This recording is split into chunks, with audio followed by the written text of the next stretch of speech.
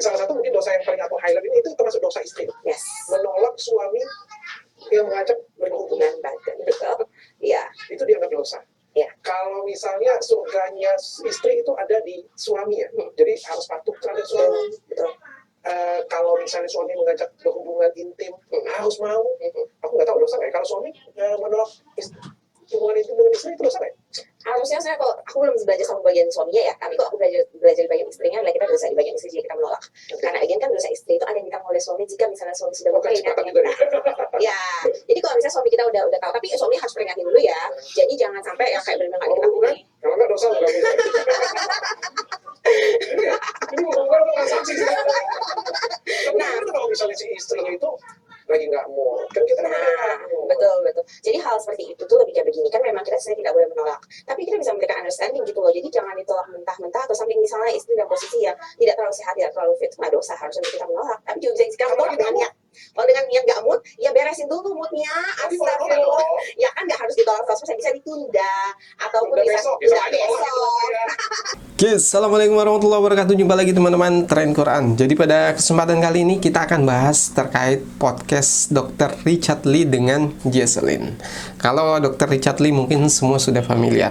Untuk Jesselyn ini adalah seorang mu'alaf perempuan yang konon banyak yang menyebutkan dia sama dengan, jadi kemampuan argumentasinya sama dengan Koh Felix.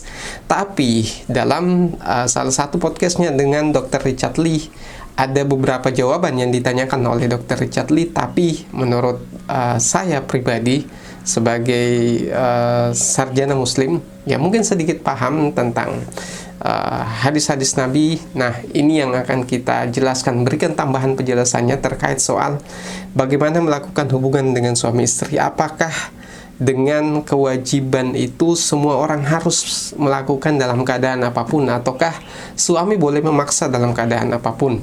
Nah, ini yang perlu kita perjelas biar tidak menjadi salah paham di antara banyak orang-orang yang belum banyak mengenal soal Islam, seperti dengan Dr. Richard Lee. Nah, seperti apa ulasannya? Ikuti terus videonya. Oke, teman-teman Tren Quran bicara soal podcast Dr. Richard Lee. Memang beliau banyak mengundang artis-artis atau orang terkenal untuk dimintai penjelasan terkait hal-hal yang lagi viral, karena tujuannya tentu untuk views dan lain sebagainya. Nah, terlepas dari itu semua, kita akan bahas satu pertanyaan. Jadi ada beberapa pertanyaan. Jadi di pertanyaan kedua yang akan kita bahas ini terkait soal hubungan suami istri. Yang pertama dulu, jadi ketika Dr. Richard Lee menanyakan ke Jesselyn soal aturan-aturan dalam Islam yang memberatkan perempuan, contoh misalnya harus berhijab, kemudian perempuan itu harus taat pada suami dan lain sebagainya. Kami melihat bahwa karena memang narasumber yang diundang oleh Dr. Richard Lee itu tidak cukup. Jadi kalau mengundang mu'alaf, tentu mu'alaf pendidikannya soal Islam itu masih kurang dan butuh bantuan untuk orang-orang yang mungkin kalau dia mengundang ustadz yang lain yang paham agama, itu jauh lebih baik karena jawabannya akan lebih sempurna. Nah, di sini kita akan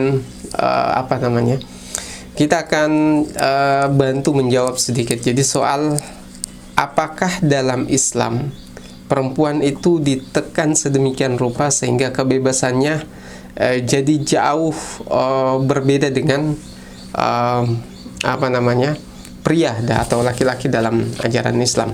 Jadi sebenarnya teman-teman, kalau kita memahami ayat-ayat dalam Al-Quran, bahkan kalau kita bandingkan dengan kitab suci yang lain, Al-Quran adalah satu-satunya mungkin kitab suci yang memberikan kesetaraan dengan laki-laki dengan perempuan. Jadi misalnya disebutkan laki-laki yang bersedekah, perempuan yang bersedekah, perempuan yang berbuat baik, laki-laki yang berbuat baik. Biasanya disebutkan secara bersamaan seperti itu agar semua orang paham bahwa Islam itu memberikan kesamaan peran dalam hal kebaikan.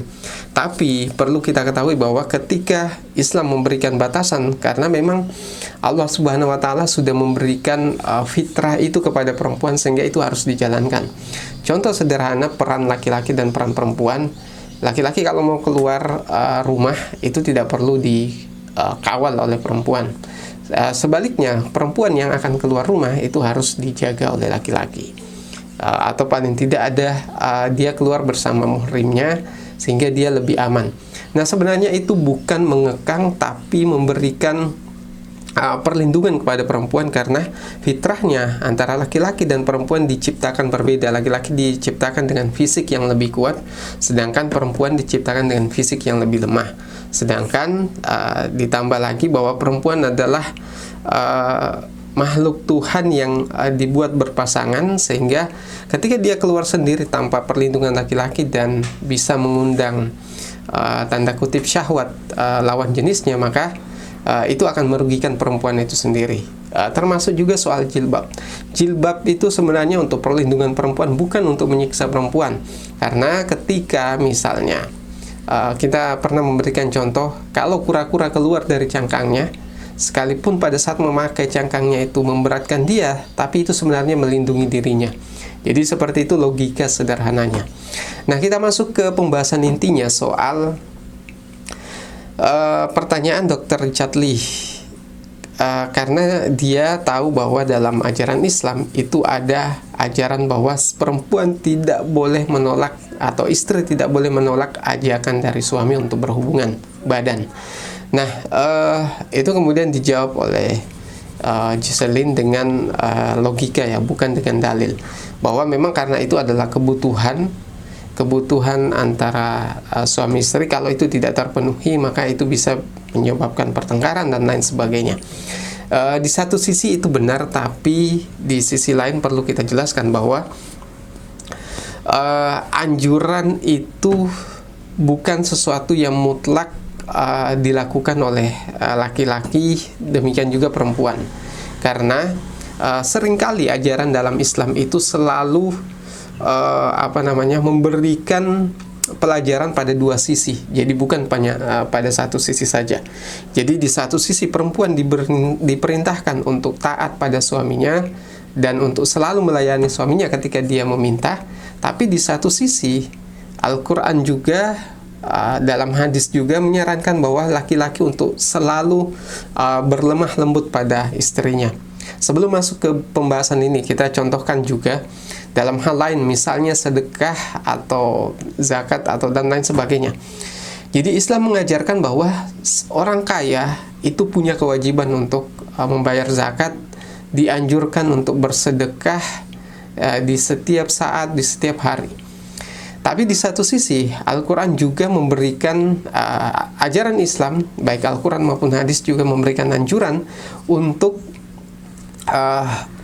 menerima segala ketentuan Tuhan. Jadi ketika ia ditakdirkan miskin atau sederhana, tidak punya apa-apa, Islam mengajarkan bahwa yadul uliyah khairun min yadis suflah. Jadi tangan yang di atas jauh lebih baik daripada tangan di bawah. Artinya memberi jauh lebih baik daripada menerima. Di satu sisi Al-Quran atau Islam mengajarkan bahwa untuk tidak meminta-minta pada orang yang lebih kaya.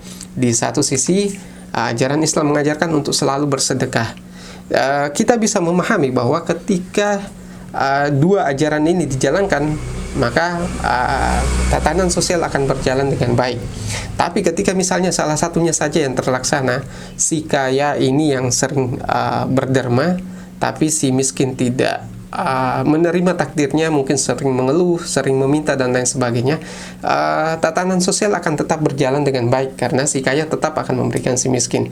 Dan sebaliknya, kalau misalnya si kaya, orang kaya ini tidak mendapatkan pelajaran agama yang lebih baik, kemudian dia tidak sadar untuk selalu bersedekah, di satu sisi Islam sudah mengajarkan pada orang-orang yang diberikan takdir untuk tidak memiliki harta yang cukup, diberikan ajaran bahwa tidak meminta itu jauh lebih baik dan menerima takdir itu jauh lebih baik. Nah, disinilah kelebihan ajaran Islam, bahwa ajarannya itu tidak selalu menekankan pada satu sisi, selalu pada dua sisi. Ketika si kaya malas bersedekah, si miskin diajarkan untuk menerima kenyataan, tidak meminta, kemudian tidak mengeluh dan lain sebagainya. Tapi ketika gagal di sini, si miskin tidak bisa memahami ajaran itu dengan baik, maka si kaya bisa jadi dia memahami itu dan bisa melakukan sedekah. Dengan kata lain bahwa pertanyaan Dr. Richard Lee terhadap Jesslyn itu bukan ajaran yang hanya ditekankan pada satu sisi. Jadi kita akan bacakan satu hadis dan Al-Quran terkait soal ini. Jadi redaksinya seperti ini. Dari Abu Hurairah diriwayatkan bahwa ia berkata, Rasulullah Shallallahu Alaihi Wasallam bersabda, mukmin yang paling sempurna imannya adalah yang paling baik akhlaknya, dan orang yang paling baik di antara kalian adalah yang paling baik akhlaknya terhadap istrinya. Kemudian dalam surah An-Nisa ayat 19 disebutkan, dan bergaullah dengan mereka secara patut. Kemudian bila kamu tidak menyukai mereka, maka bersabarlah, karena mungkin kamu tidak menyukai sesuatu padahal Allah menjadikan padanya kebaikan yang banyak. Quran surah An-Nisa ayat 19.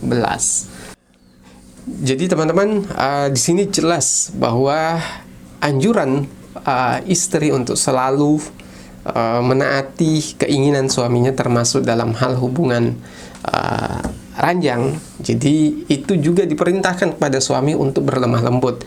Jadi bukan dengan kata lain bahwa karena ada anjuran seperti itu, si suami berhak melakukan apa saja yang dia inginkan.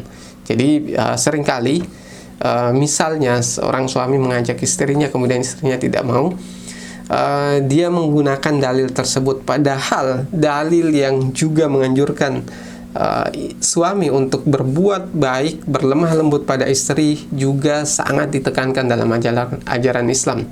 Dengan kata lain, Islam selalu menganjurkan kebaikan pada dua sisi, bukan hanya pada satu sisi. Termasuk seperti yang kita contohkan tadi, bahwa sedekah tidak selalu dianjurkan pada yang kaya, tapi si miskin juga dianjurkan untuk menerima takdir, bersabar, dan lain sebagainya. Dengan kata lain, apa yang dijawab oleh Jesslyn memang sudah betul, tapi yang tepatnya adalah bahwa itu bukan kewajiban mutlak yang mana laki-laki berhak memaksa istrinya untuk melakukan hubungan sekalipun dalam kondisi misalnya tidak sehat dan lain sebagainya.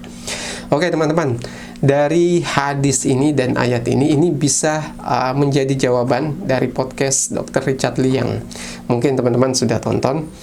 Semoga ini bisa menginspirasi kita, dan satu saran kami buat para podcaster ya, Deddy Corbuzier, kemudian Dr. Richard Lee, Ustadz Helmi Yahya, dan lain sebagainya yang subscribernya sudah jutaan bahkan belasan juta, untuk selalu menyertakan pakar di setiap podcastnya. Kalau bahas soal agama maka panggillah Ustadz, kalau bahas soal sains, panggillah pakar sains, dan juga orang-orang yang mungkin viral kalau tujuannya untuk views.